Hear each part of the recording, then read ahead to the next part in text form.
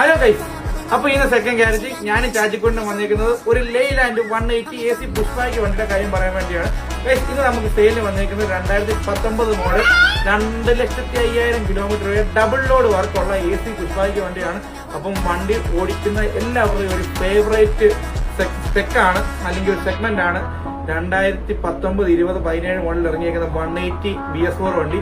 അപ്പോൾ ആ ഒരു വണ്ടി നമുക്ക് സെയിലിന് വന്നിട്ടുണ്ട്. അത്യാവശ്യം നല്ല ലോഡ് വർക്കുള്ള വണ്ടിയാണ്. അപ്പോൾ 55 ലക്ഷം രൂപയാണ് ഈ വണ്ടിക്ക് ചോദിക്കുന്ന വില എന്ന് പറഞ്ഞത്.